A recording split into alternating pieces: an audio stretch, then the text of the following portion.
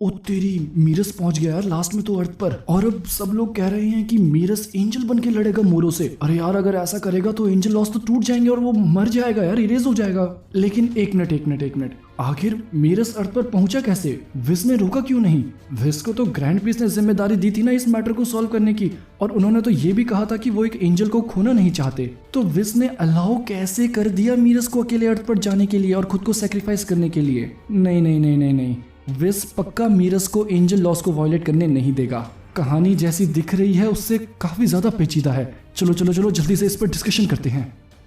तो दोस्तों, dragon ball super chapter 62 की एंडिंग में मीरस ने मैदान जंग में अपनी एंट्री मार ही ली है और सभी फैंस के मन में अब ये बात है कि शायद से अब हम एक एंजल को फुल पावर में लड़ते हुए देखेंगे। मैं इस चैप्टर का रिव्यू नहीं कर सकता because of the copyright strike. आप ये चैप्टर डिस्क्रिप्शन में दिए गए लिंक से पढ़ सकते हैं। और इन शॉर्ट अगर मैं बात करूं तो मोरो सभी जी फाइटर्स को अकेले ही हरा देता है। गोकू की राइट चेस्ट पर अब एक बड़ा सा होल है और डैंडी और क्रिलिन मदद के लिए आगे आ ही रहे होते हैं कि मोरो इस जगह को एक एनर्जी बैरियर से सील कर देता है। लेकिन तभी मीरस वहां पर आके इस बैरियर में एक होल कर देता है ताकि डेंडे अंदर जा पाए। और डेंडे यहाँ पर हैरान होकर बोलता है कि ये तो तुम हो। तो क्या डेंडे मीरस को जानता है? शायद से डेंडे सिर्फ ये देख के हैरान हुआ होगा कि मीरस के भी कपड़े एंजल की तरह ही हैं। तो दोस्तों, सबसे पहले बात करते हैं कि क्या मीरस गोकू की मदद करके एंजल लॉस को तोड़कर खुद को सैक्रिफाइस कर रहा है? हमें ग्रैंड प्रीस्ट की तरफ से अब ये बात तो पता है कि अगर कोई भी एंजल लॉस को वायलेट करेगा तो वो अपनी एग्जिस्टेंस से ही इरेज हो जाएगा। अब ग्रैंड प्रीस्ट की ये स्टेटमेंट सिर्फ बताने के लिए थी या फिर हम ये होते हुए भी देखेंगे? तो दोनों ही बातों की बराबर पॉसिबिलिटी है भाइयों।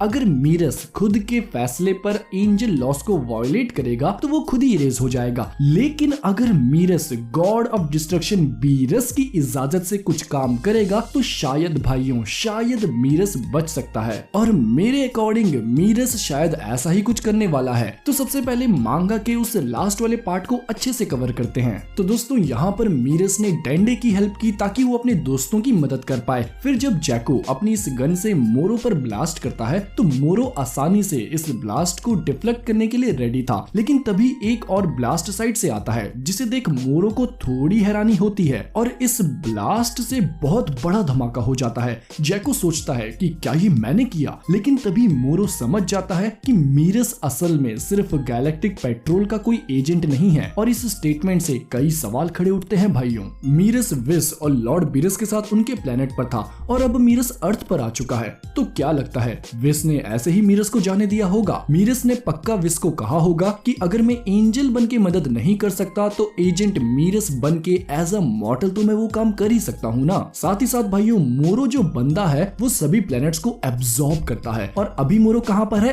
अर्थ पर। लॉर्ड बीरस को सबसे टेस्टी खाना कहाँ का लगता है? अर्थ का।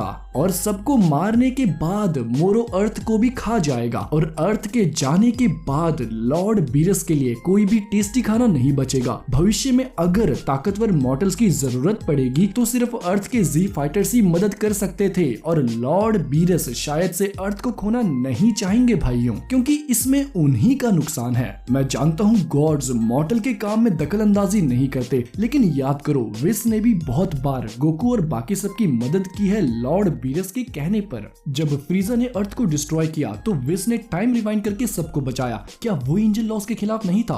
गोकू को बिना परमिशन बीरस के प्लेनेट पर ट्रेनिंग के लिए ले आया। क्या वो एंजल लॉस के खिलाफ नहीं था? सभी के सामने विस ने फ्रीजा को जिंदा किया। क्या वो भी एंजल लॉस के खिलाफ नहीं था? और ऐसी ही ढेरों एग्जाम्पल्स हैं जब विस ने मॉर्टल्स की मदद की है, लेकिन सभी केसेस में बीरस की रजामंदी विस के साथ थी। यानी एंजल्स सिर्फ हकाइशंस की परमिशंस के साथ अपनी पावर्स का इस्तेमाल कर सकते हैं। और याद करो उस प्लेनेट पर जब विस और मीरस बात कर रहे थे तो लॉर्ड बीरस फिशिंग करके कह रहे थे कि मुझे बहुत भूख लगी है, कोई टेस्टी खाना मिलेगा क्या? अब आप सब खुद बताओ यार, लगता है ऐसा आपको कि लॉर्ड बीरस अर्थ को बचाने की परमिशन मीरस को नहीं देगा? मीरस ने अपनी कंडीशंस रखी होंगी कि वो एज अ मॉर्टल लड़ेगा और जरूरत पड़ने पर एंजल पावर का का इस्तेमाल भी करेगा बिना एंजल लॉस को वायलेट करे, जैसे विस ने ब्रॉली के हमलों को डॉज करते वक्त किया था। विस वर्सेस ब्रॉली में विस ने कोई भी एंजल लॉ नहीं तोड़ा था, तो उसी तरह मीरस का प्लान ये होगा कि वो अपनी मॉर्टल रूप में मोरो को रोक के रखेगा जब तक कि डेंडे सबको हील ना कर दे। और क्रिलिन भी तो सेंजू बीन्स के साथ वहीं पर मौजूद है। और अब आप सोच रहे होंगे कि मॉर्टल वाला एजेंट मीरस मोरो के खिलाफ क्या ही कर लेगा, तो मैं याद दिला दूं भाइयों कि एजेंट मीरस अपनी मॉर्टल फॉर्म में भी काफी तेज और ताकतवर है। वो भले ही मोरो की ताकत के सामने कुछ ना हो, लेकिन वो मोरो को बिजी रखने में कामयाब साबित हो सकता है। अब अगर बात करें कि मीरस बीरस के प्लेनेट से अर्थ पर कैसे आया,